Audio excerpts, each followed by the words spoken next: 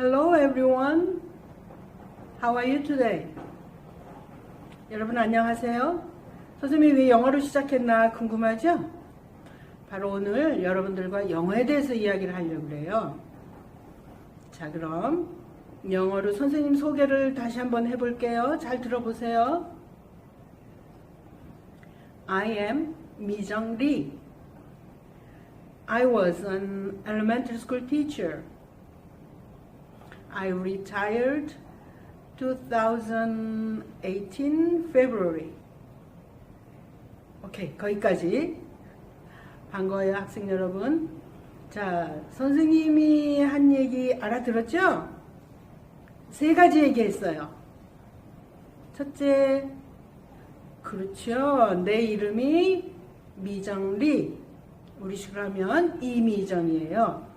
그리고 선생님은 초등학교 교사였어요. 언제 은퇴했다고 그랬지요? 네, 맞아요. 2018년 2월에 은퇴했어요. 이제 벌써 4년이 다 되어가요. 자, 다시 한번 인사드릴게요.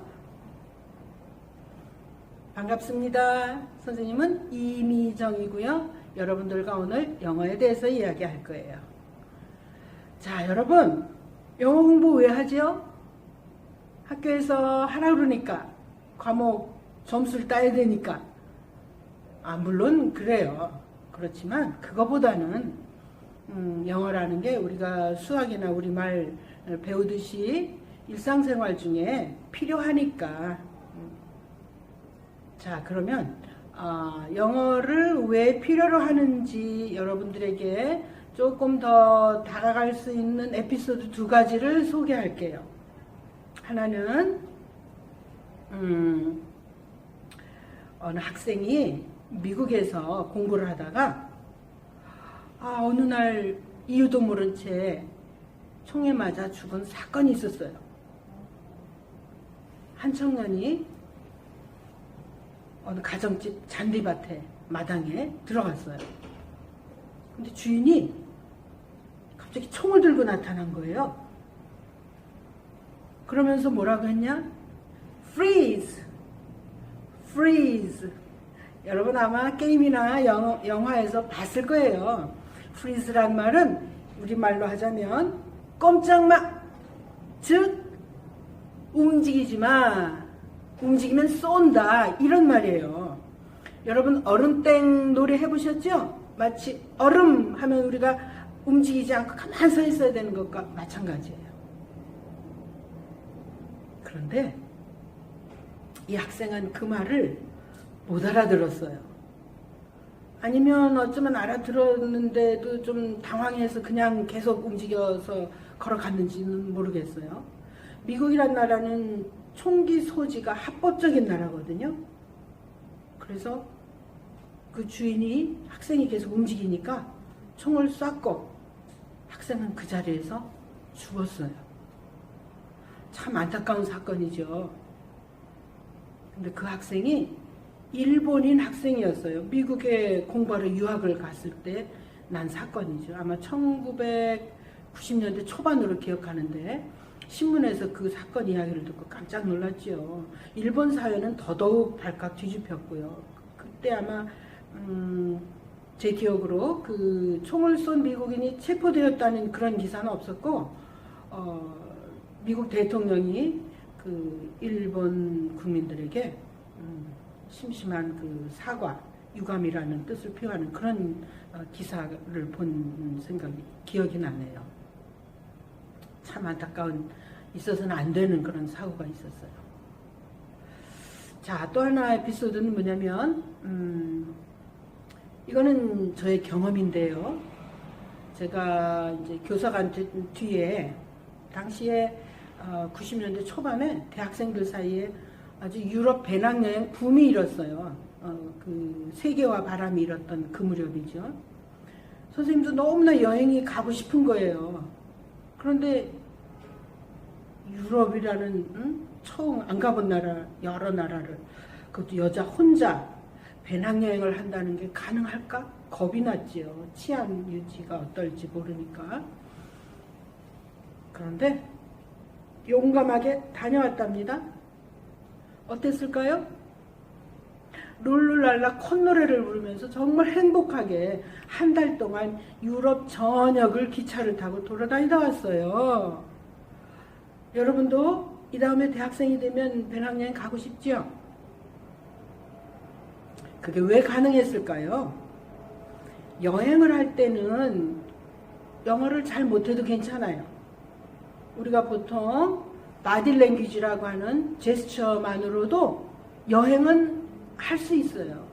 그렇지만 내가 가고 싶은 곳을 찾아다니고 만나고 싶은 사람을 만나고 내가 그거를 영어로 의사소통을 할 수 있다면 더 유익하고 재미있는 여행을 할 수 있겠죠? 여러분 동의하시나요? 그래요. 그럴 거라고 생각해요. 자, 제가 유럽에 그 배낭여행을 갔던 것은 그 88년 서울 올림픽이 있었을 때 선생님이 그 자원봉사를 했거든요. 통역 자원봉사를 한 달간 했었어요. 그때 만난 그 독일에서 오신 아주 키가 크고 저처럼 머리가 하얀 그런 할아버지하고 친구가 되었는데 그분께 그 올림픽 그 비디오 세트 한 세트를 선물로 내가 주려고 가지고 갔었어요. 그래서 그분 그 당시 동독의 라이프지라는 도시에 그 주소를 한 장 들고 기차를 타고 물어 내가 집을 찾아갔었던 거예요. 자, 기본적으로 영어가 가능했기 때문에 정말 내가 원해서 간 행복한 룰랄라 콧노래를 부르면서 여행을 할 수 있었어요. 자, 여러분 영어 공부를 그럼 어떻게 할까요? 아유, 선생님이 하라고 억지로 시키니까 마지못해서 그러면 재미없어요. 효과도 없고. 그럼 어떻게 할까요? 자, 여러분 두 가지 에피소드를 들었죠. 영어를 몰라서 목숨을 잃은 경우도 있었고 또 영어로 의사소통이 가능했기 때문에 아주 행복하게 유럽 배낭여행을 한 나의 경험도 여러분 들어봤고, 자, 그러면 왜 영어가 필요한지와 함께 어떻게 영어 공부를 하는 것이 좋을까에 대해서 좀 얘기해 볼게요. 내가 영어를 공부한 거는 학창시절이 아니에요. 나는 그 대학교를 졸업하고 교사가 됐지만 영어 실력이 너무나 형편없었고 영어도 엄청 싫어했었어요. 그런데 그 80년대 초반에 내가 이제 교사가 된 이후에 초등학교에서 앞으로는 영어를 가르쳐야 된다라는 그런 정책이 발표가 된 거예요. 그러니까 당연히 선생님은 깜짝 놀라고 당황할 수밖에요. 아하, 난 영어를 진짜 한마디도 알아듣지도 못하고 말도 못하고 읽지도 못하는데 어떻게 영어를 앞으로 가르쳐? 큰일 났네요. 그래서 그때 20대 후반이었죠. 다시 영어 공부를 시작한 거예요. 좋아, 최소한 10년 잡고 내가 영어를 이해하고 말할 수 있고 또 가르칠 수 있도록 준비하자 라고 방송통신대학 영어과에 편입을 하고 정말 열심히 공부했어요. 아침에 출근해서 학교에서 아이들 가르치고 저녁에 도서관에 가서 공부하고 그야말로 여러분이 아는 주경야독을 실천한 거죠. 참으로 눈물겹게 아주 열심히 공부를 한 결과 졸업할 무렵에 88 서울올림픽에 자원봉사도 할 수 있었고 그리고 이어서 그 외대 대학원에 들어가서 공부를 계속 할 수 있었죠. 물론 유럽 배낭여행도 그 사이에 한 거예요. 올림픽 이후에. 여러분이 공부를 할 때 마지못해 하는 공부는 재미가 없어요. 그죠? 효과도 안 나고 그냥 잠깐 반짝 공부하고는 다 잊어버리고 말죠. 자, 그래서 선생님이 제안을 하나 하는데, 여러분이 이 다음에 어떤 일을 하고 싶은지, 어떤 사람이 되고 싶은지 한번 잘 생각해 보세요. 이미 여러분 중에는 난 이 다음에 이런 사람이 될 거야, 이런 일을 할 거야, 목표가 확실하게 정해진 사람도 있을 거예요. 그리고 그 목표를 이루기 위해서 어떤 일을 해야 할지 실천하고 있는 그런 학생도 있을 거고요. 아직 아니라고요? 그래도 늦진 않았어요. 괜찮아요. 선생님처럼 20대 후반에 영어 공부를 다시 시작해서 은퇴할 때까지 평생에 걸쳐서 영어 공부를 하느라고 3, 40년을 낭비할 필요는 없어요, 여러분은. 물론 선생님은 열심히 한 결과가 좋아서 정말 혜택을 많이 받았어요. 교육부에서 파견하는 그 싱가포르 한국학교 파견교사로 3년도 갔다 왔고, 또 미국 유학 2년 기회도 얻었고, 토탈 5년을 해외에서 근무하고 공부할 수 있는 좋은 기회를 얻었거든요. 영어 공부를 누가 떠밀어서 엄마 아빠 잔소리에 마지못해 한다면 재미도 없죠. 또 효과도 없죠. 그건 억지로 하는 공부니까요. 남과 비교할 필요도 없고 또 경쟁할 필요도 없어요.